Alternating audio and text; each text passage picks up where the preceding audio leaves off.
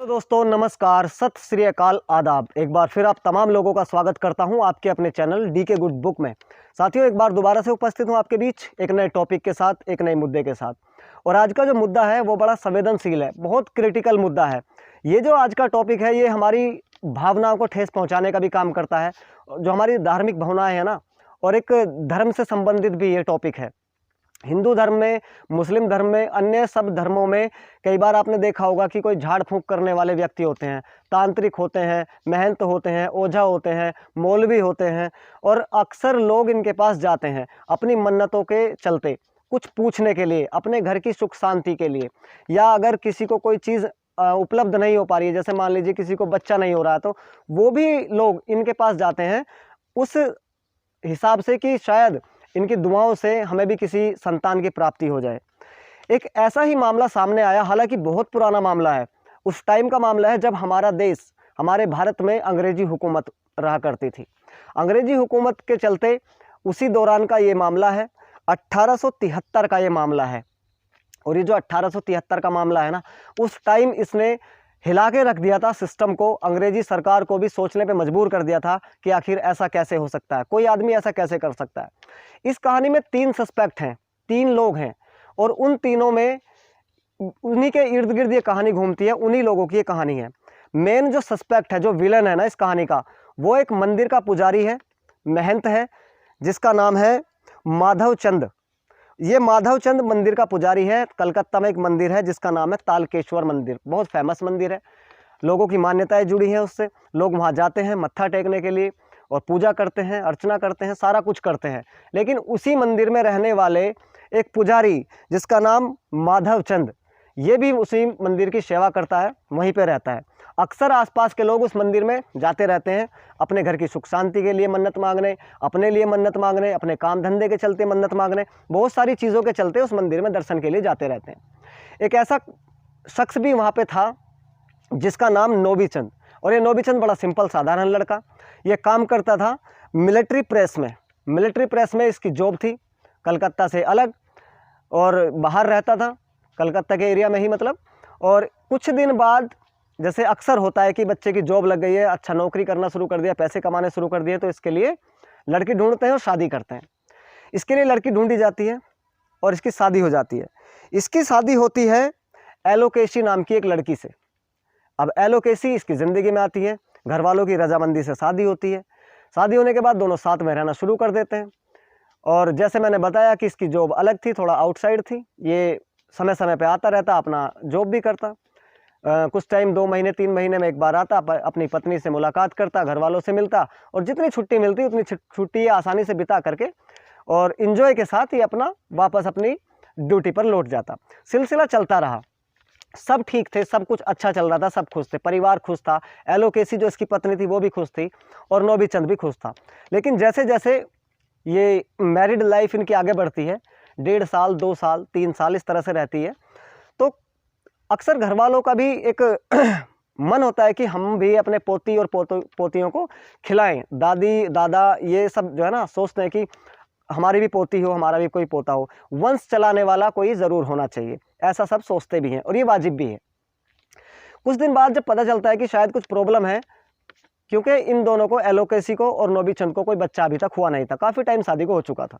अब कोई बच्चा नहीं था तो थोड़ा सा डिस्टर्ब रहने लगे, थोड़ा सा मन उदास रहने लगा कि शायद कभी बच्चे की प्राप्ति हमें हो भी पाएगी या नहीं। तो इस तरह से ये लोग सोचते थे। किसी ने इनको बताया कि आप जो है तालकेश्वर मंदिर में जा कर के वहाँ पे अपनी फरियाद बताइए। वहाँ पे एक महंत हैं जिनका नाम है माधव चंद, आप माधव चंद के पास जाइए, हो सकता है उनके आशीर्वाद से आपको संतान की प्राप्ति हो जाए। आमतौर पर जब हम किसी प्रॉब्लम में होते हैं और कोई भी व्यक्ति हमें कुछ बताता है इस तरह की चीज़ें, और हमें लगता है कि शायद वहाँ जाने से हमारी प्रॉब्लम सोल्व हो जाएगी, हमारी समस्या का समाधान हो जाएगा, तो हम वहाँ चले जाते हैं। और भले ही कोई मानता है नहीं मानता वो एक अलग बात है, लेकिन चले जाते हैं। हो सकता है कि चलो ठीक है भाई, उनकी दुआओं से ही घर में एक बच्चे की प्राप्ति हो जाए, हमारे आंगन में भी किलकारियाँ गूंजे, तो वो चले जाते हैं। और जब जाते हैं तो वहाँ पे मिलते हैं महंत माधव सिंह से। माधव चंद ये जो पुजारी है, इससे मिलते हैं। ये देखता है एलोकेसी को। एलोकेसी दिखने में खूबसूरत, बेहद खूबसूरत थी, और अच्छा डील डोल बढ़िया सब कुछ। लेकिन पहली नज़र में ही माधव चंद उसको दिल दे बैठता है एलोकेशी को, जो नोबीचंद की पत्नी थी। उसको कुछ क्रियाएं बताता है कि ऐसा वैसा कुछ कर लेना और संतान की प्राप्ति हो जाएगी, लेकिन आपको एक सप्ताह बाद फिर दोबारा से आना है। उस टाइम वो वहाँ से आ जाते हैं, पति पत्नी एलोकेशी और उसका पति नोबीचंद वापस आ जाते हैं। लोग लगभग ये खुश थे पूरे रास्ते, ये ऐसा लग रहा था कि शायद चलो ठीक है, अब तो बाबा जी का हाथ सर पे रखा गया है तो हो सकता है कि संतान की प्राप्ति हो जाए। लेकिन इनको नहीं पता था कि उस महंत के दिमाग में कुछ और ही चीज़ चल रही है। उसका दिमाग कुछ शातिराना अंदाज में कुछ काम कर रहा है अंदरूनी तरीके से, इनको नहीं पता था। एक सप्ताह बाद फिर दोबारा से मंदिर जाते हैं, और मंदिर जाते हैं, महंत से मिलते हैं, माधव पुजारी से मिलते हैं, माधवचंद से। माधवचंद उस टाइम नोबीचंद को कहता है कि आप थोड़ा सा बाहर बैठ जाइए, कुछ क्रियाएं हैं जो हमें करनी पड़ेंगी, अकेले में करनी पड़ेंगी। माधवचंद एलोकेशी को अंदर ले जाता है। अंदर जाने के बाद वो उससे हरकत करता है, छेड़खानी करता है, गलत तरीके से टच करने की कोशिश करता है, और ये विश्वास दिलाता है कि आप पूरी तरह से अपने आप को समर्पित कर दो, आपको संतान की प्राप्ति हो जाएगी। एलोकेशी भी उसको थोड़ा सा नज़दीक से, करीब से समझना शुरू कर दिया था उसने भी। वो भी कहीं ना कहीं, उसके भी दिल में उसके लिए अटैचमेंट थी, वो भी इसको कहीं ना कहीं चाहने लगी थी। माधवचंद जो पुजारी है उसको चाहने लगी थी, तो ज़्यादा कोई विरोध भी नहीं हुआ, और ना ही उसने अपने पति को उस टाइम ये बताया कि मेरे साथ में ऐसा कुछ हो रहा है, या क्योंकि बताती तो तब जब उसके साथ ज़बरदस्ती होती। यहाँ एलोकेशी सपोर्ट करती है माधवचंद का और कोई विरोध नहीं करती, तो इन दोनों में रिश्ते बन जाते हैं। रिश्ते बन जाते हैं, ये वापस थोड़ी देर बाद घर के लिए प्रस्थान करते हैं, घर आते हैं। ये सिलसिला अब चलता रहता है। अब दूसरे तीसरे दिन चौथे दिन इस तरह से एलोकेशी जाना शुरू कर देती है। नोबीचंद अपनी ड्यूटी पर, मिलिट्री प्रेस में उसकी जॉब, रोज़ रोज़ छुट्टी मिल नहीं सकती, वो अपनी ड्यूटी पर, और यहाँ एलोकेशी अकेली। वो जाती मंदिर जाती, महंत से मिलती, वहाँ पे इनके रिश्ते बनते, और ये दोनों एक साथ रहते। ये सिलसिला बड़ी तेज़ी से चलना शुरू हो गया, और जब तेज़ी से चलना शुरू हो गया तो आसपास के लोगों ने नोटिस किया कि जो नोबीचंद की पत्नी है, इसका कोई चक्कर है महंत के साथ, माधवचंद के साथ कोई चक्कर है। लोगों ने बात करनी शुरू कर दी। अक्सर लोगों को वो जल्दी पता चल जाता है कि कहाँ क्या हो रहा है, क्या खिचड़ी पक रही है, तो लोगों ने बात करना शुरू कर दिया एलोकेशी के बारे में, और जो माधवचंद पुजारी है उसके बारे में, जो महंत है, बात करना शुरू कर दिया। धीरे धीरे बात फैल गई, ऐसी बातें और जल्दी फैलती हैं, जो इस तरह की चीज़ें होती हैं। अब जब वो छुट्टी आया नोबीचंद, एलोकेशी का पति, उसको भी ये चीज़ें सुनने को मिली। तो ऑब्वियस सी बात है कि टेंस होगा आदमी, प्रॉब्लम उसको फेस करनी पड़ेगी, दिमाग भी ख़राब होगा और टेंशन भी लेगा। इस टेंशन के चलते जब हर बार वो सुनने को मिलती रही चीज़ें, तो उसने लास्ट में आकर के अपनी पत्नी से ही पूछना उसने वाजिब समझा कि मैं अपनी पत्नी से ही पूछ लेता हूँ कि क्या सही है क्या गलत है। अपनी पत्नी से बेहद प्यार करने वाला व्यक्ति नोबीचंद, और सब कुछ मानने वाला, अपनी पत्नी को हर खुशी देने की वो कोशिश करता, और एक तरह से कहते हैं ना कि पलकों पे बैठा करके रखता उसको, हर छोटी से छोटी ख्वाहिश उसकी पूरी करता, हर बड़ी से बड़ी ख्वाहिश पूरी करने की कोशिश करता, जितने उसकी हैसियत में था वो सारा कुछ उसे देने की कोशिश करता। लेकिन थोड़ी सी प्रॉब्लम ये थी कि दोनों को संतान की प्राप्ति नहीं हो पा रही थी। इसी बीच एंट्री कर देता है वही पुजारी माधवचंद। आपने सुना होगा कि जब पति पत्नी के बीच में किसी वो की एंट्री होती है ना, तो ये वो की एंट्री एक ऐसा रूप ले लेती है कई बार कि बहुत बड़े बड़े गुनाह हो जाते हैं, बहुत बड़े बड़े जुर्म करने के लिए आदमी अग्रसर हो जाता है, क्योंकि कोई भी पति नहीं चाहेगा कि उसके और उसकी पत्नी के बीच में कोई और आदमी एंट्री कर ले। ऐसा ही मामला हुआ जब ये बात हर चौराहे पर, हर नुक्कड़ पर, हर आदमी से सुनने को मिलती रही नोबीचंद को, तो उसने अपने पत्नी से पूछना वाजिब समझा। और जब उसकी पत्नी से पूछा कि देखो आपके बारे में बात हो रही है और ऐसा सुनने में आया है कि आपकी और जो माधवचंद पुजारी है उसका कुछ तुम लोगों का कुछ सुनने में आ रहा है, क्या कोई इस तरह का रिश्ता है आप लोगों का, तो आप मुझे बताएं। उसकी पत्नी भी कुछ नहीं छुपाती, उससे बिल्कुल सीधे शब्दों में बोल देती है कि हाँ मेरा उनके साथ रिश्ता है और मैं उनसे मिलने जाती हूँ। ये बातें जो चल रही हैं, जो बनाई जा रही हैं, ये बनाई नहीं जा रही, एक्चुअली में ये सच बात है। अब वो पूरी तरह से उसका दिमाग टेंशन में कि ऐसा कैसे हो सकता है, अपनी पत्नी से बेहद प्यार करने वाला व्यक्ति नोबीचंद। अब वो सोचता है कि चलो ठीक है, जो हुआ हुआ, उस पर मिट्टी डालो, और आगे की लाइफ को बेहतर बनाने के लिए हम ये जगह छोड़ देंगे, आप मेरे साथ रहो, जहाँ मैं जॉब करता हूँ आप मेरे साथ रहोगे। पत्नी भी राजी हो जाती है, क्योंकि वो भी कहीं ना कहीं नोबीचंद को बहुत प्यार करती थी।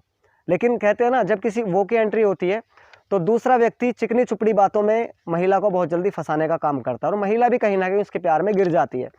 वो सोचना शुरू कर देती है कि इतना प्यार तो मेरा पति भी नहीं करता। लेकिन यहाँ पर मैं एक चीज़ बता दूँ पर्सनली, कि पति अपनी पत्नी से बेहद प्यार करता है, भले वो जताए ना, भले ही वो उसको बताए ना, अंदरूनी तरीके से बहुत प्यार करता है, लेकिन जताता नहीं है कई बार। और जब बाहर का कोई व्यक्ति मिलता है तीसरा, वो चिकनी चुपड़ी बातें करता है, प्यार जताता है, झूठे तरीके से वादे करता है, और ऐसा जता देता है उसको, ऐसा महसूस करवा देता है कि मैं ही तेरा सबसे बड़ा शुभचिंतक हूँ, मुझसे बड़ा तेरा कोई शुभचिंतक नहीं है। तो लड़की और ये महिला भी उसके प्यार में जल्दी गिर जाती है, और जबकि ये सही नहीं है। इसमें सोच लेना चाहिए, समझ लेना चाहिए कि क्या गलत है और क्या सही है। तो नोबीचंद फैसला करता है कि आप मेरे साथ रहोगे। पत्नी भी हाँ कर देती है। तो ये अपना छोड़ करके उस एरिया को, अपने जहाँ ये जॉब करता था मिलिट्री प्रेस में, वहाँ जाने की तैयारी करता है। जिस दिन इन्हें निकलना था उससे एक दिन पहले ही माधवचंद जो पुजारी है उसको पता लग जाता है कि उसका पति नोबीचंद एलोकेसी को, यानी कि अपनी पत्नी को अपने साथ ले जा रहा है। ये बात पुजारी से हजम नहीं हुई, और उसने अपने गुर्गों को भेज दिया देखने के लिए कि देखो, पता करो कि क्या मामला है। अक्सर ऐसे जो लोग होते हैं ये बड़े दबंग होते हैं, दबंग टाइप होते हैं। इनके पास में इनके गुंडे टाइप इनके लोग होते हैं, जो पल पल की खबर रखते हैं, जो इनके लिए काम करते हैं।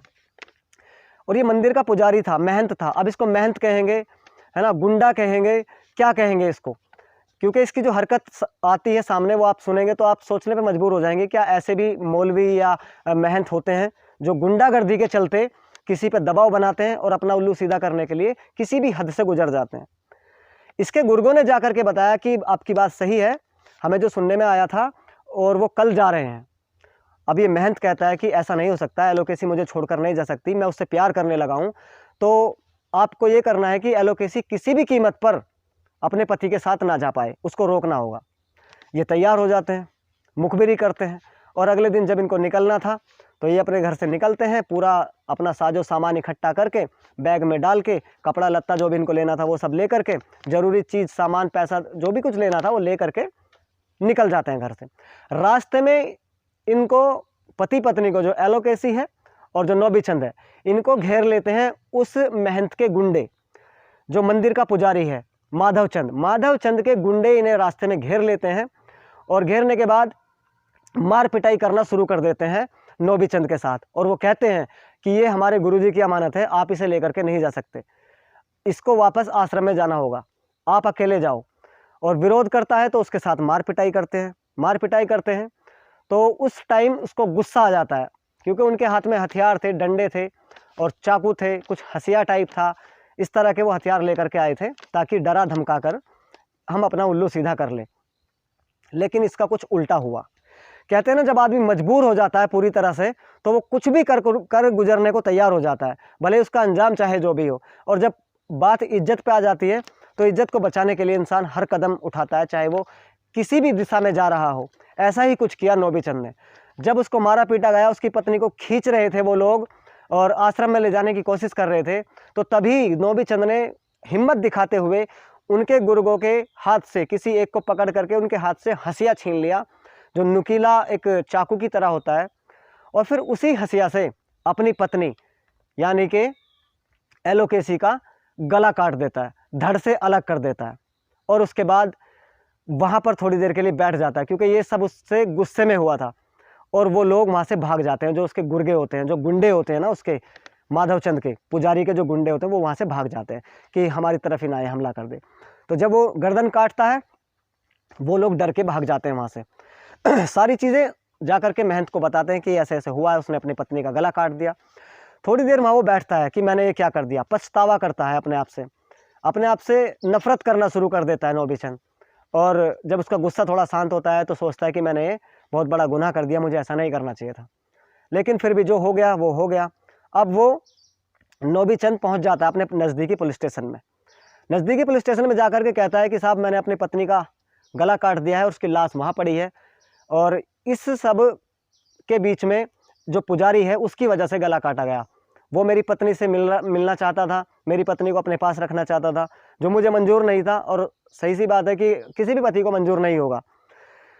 ये चीज़ें हो गई, थाने में चला गया, अपना कन्फेंस कर लिया, उसने अपना जुर्म कबूल कर लिया। पुलिस ने उसको थोड़ी देर के लिए बैठाया, शांत किया, और जैसे कि पुलिस का काम तो सज़ा देना नहीं है, अब ये मामला जाता है कोर्ट में। कोर्ट में जाता है, निचली अदालत में इसकी सुनवाई होती है। और ये एक ऐसा मामला था कि जिसमें लोगों ने बढ़ चढ़कर हिस्सेदारी ली। उन्होंने इस फैसले की कार्रवाई को सुनने के लिए इतनी भीड़ हो जाती थी कोर्ट में कि जगह नहीं मिलती थी, और भीड़ को थामना थोड़ा मुश्किल हो रहा था। जैसे ही पहली बार केस गया, सुनवाई हुई, उसमें पता चला कि इस तरह का जो मामला है, जब किसी तीसरे व्यक्ति की एंट्री होती है तो इसमें सस्पेक्ट जो है वो तीसरा व्यक्ति माना जाए। लेकिन यहाँ नोबीचंद ने गला काट दिया था, ये भी कानूनी तरीके से ठीक नहीं था, तो इसकी भी सज़ा बनती है। और उस टाइम जैसे मैंने बताया, उस टाइम जज के साथ साथ कुछ जूरी मेंबर भी होते थे अदालतों में, जो फैसले को लास्ट मोड़ पर ला करके अपना फैसला सुनाते थे। कार्रवाई थोड़ी चलती है, उसके बाद में अगली डेट दी जाती है, और अगली डेट के लिए लोगों को भी बड़ी क्यूरियोसिटी थी जानने की कि आखिर इस केस में क्या होगा, क्या मोड़ लेगा ये केस। अगली केस की तारीख में लोगों का हुज्जुम वहाँ उमड़ पड़ा, और जैसे ही देखा कि इतनी सारी भीड़ है तो वहाँ पे टिकट लगा दिया। आमतौर पर ऐसा होता नहीं है, लेकिन अदालत की कार्रवाई को सुनने के लिए टिकट लगा दिया, तो लोगों ने टिकट खरीद करके उस केस की कार्रवाई सुनी। उसके बाद भीड़ बढ़ती चली गई, फिर एक फैसला लिया गया कि टिकट तो हो गया, लेकिन फिर भी लोग पैसा दे रहे हैं और कार्रवाई सुन रहे हैं, चलो एक काम करते हैं, कोर्ट के द्वारा बनाया गया एक प्लान कि ऐसे लोगों को टिकट दो जिन पे अंग्रेजी आती हो, बोलना और पढ़ना जानते हो। वहाँ भी एक यही चीज़ हुई कि बहुत सारे लोग ऐसे भी निकल आए जो अंग्रेजी बोलना और पढ़ना जानते हैं, वो भी बहुत सारी भीड़ हो गई। इस तरह से लोगों ने बड़ा रिस्क लिया इस मैटर को सुनने के लिए। लास्ट में जब इस केस का फैसला होता है तो जूरी मेंबर के से भी राय ली जाती है। जूरी मेंबर इसको सपोर्ट में जाती है नोबीचंद के, कि नोबीचंद ने जो किया वो आमतौर पर कोई भी कर सकता है, और ये गुस्से में हुआ कत्ल है, और इसका जो मेन सस्पेक्ट है ना, जिसकी वजह से कत्ल हुआ, वो पुजारी है मंदिर का, माधवचंद है। तो जूरी मेंबर अपना फैसला सुनाती है कि इसमें जो असली गुनहगार है वो माधवचंद है, तो माधवचंद को सज़ा दी जाए। लेकिन जज साहब जूरी के फैसले से नाखुश थे। उन्होंने माधवचंद को 3 साल, और जो नोबीचंद है, जो महिला का पति था, उसको उम्र कैद की सज़ा सुना दी। उम्र कैद की सज़ा हो गई, जेल भेज दिया गया, 3 साल तक जेल में रहा। उसके बाद ये मुकदमा जाता है हाई कोर्ट। हाई कोर्ट में इस जो है सज़ा को बरकरार रखा जाता है, क्योंकि उस टाइम अंग्रेजी हुकूमत थी और ज़्यादा तानाशाही जो उन्हीं की चलती थी, उनको जो सही लगता था वो करते थे। आपने सुना होगा 1857 की क्रांति जो मेरठ से शुरू हुई थी मंगल पांडे के रूप में, उसमें क्या होता था, क्रांति का जो मेन रीज़न था वो ये था कि जब वो कारतूस होते थे उस तरह के, तो वो मुंह से खोलने पड़ते थे, और उन कारतूसों में जो इस्तेमाल होती थी वो गाय की चर्बी होती थी, और जो हिंदू लोग हमारे उस फौज में शामिल थे उन्हें भी वो कारतूस मुँह से खोलना पड़ता था। तो जिसके लिए मंगल पांडे ने वो बात सहन नहीं करी और विद्रोह कर दिया, जिसकी चिंगारी उठी मेरठ से। तो उस टाइम अंग्रेज़ों को लगा था कि सारा कुछ ठीक है, गुलामी भी चल रही है इनकी हमारे साथ, लेकिन इनके धर्म पे आँच नहीं आनी चाहिए। इनको ये नहीं होना चाहिए कि जैसे मान लीजिएगा कि कोई धर्म का मामला है तो इनके धर्म से खिलवाड़ ना हो, तो वो चीज़ें उनको रोकनी पड़ी थी, वो कारतूस उनको बंद करने पड़े थे। ऐसा ही एक मामला यहाँ पे आया था जब लोगों ने एक कैंपेन चलाया, सिग्नेचर कैंपेन चलाया, जो हस्ताक्षर अभियान होता है कि पक्ष में या विपक्ष में आप हस्ताक्षर करिए कि आप नोबीचंद के पक्ष में हो या नहीं। तो लोगों ने बढ़ चढ़ कर हिस्सा लिया, और नोबीचंद के हिस्से में बहुत सारे 80% वोट गए। तो लोगों ने विद्रोह किया, लोगों ने जमकर नारेबाजी की, चक्का जाम किया और अपना धरना प्रदर्शन किया। तो अंग्रेजी हुकूमत को लगा कि शायद कुछ बड़ा विकराल रूप ना ले ले, तो इसलिए नोबीचंद जो है उसकी सज़ा को माफ़ कर दी जाती है। नोबीचंद की सज़ा को माफ़ कर देते हैं सरकार, जो अंग्रेजी हुकूमत होती है, और उसको 3 साल जेल में रहने के बाद में उसको रिहा कर दिया जाता है। और जो नोबीचंद का मामला जिस वजह से हुआ था, जो सस्पेक्ट था मेन पुजारी माधवचंद, उसको भी रिहा कर दिया जाता है। इसके बाद दोनों अपना जो है अपने अपनी जीवन ज़िंदगी जीने लगे, और माधवचंद वापस अपने मंदिर में पहुंच गया और नोबीचंद अपनी वापस ड्यूटी ज्वाइन कर लेता है।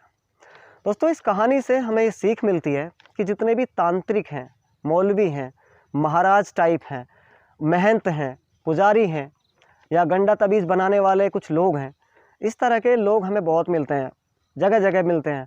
कुछ अच्छे भी होते हैं, कुछ गलत भी होते हैं, जैसा मैंने शुरू में बताया, ज़्यादातर गलत ही होते हैं और लोग इन पर विश्वास भी करते हैं। लेकिन जब इनके विश्वास को तोड़ा जाता है तब ज़्यादा दुख होता है, तब इनसे विश्वास उठना शुरू हो जाता है इंसान का। तो इस कहानी से हमें सीख ये भी मिलती है कि कभी भी किसी पे विश्वास करने से पहले थोड़ा सा उसके बारे में जांच लें, परख लें कि सही है या गलत है।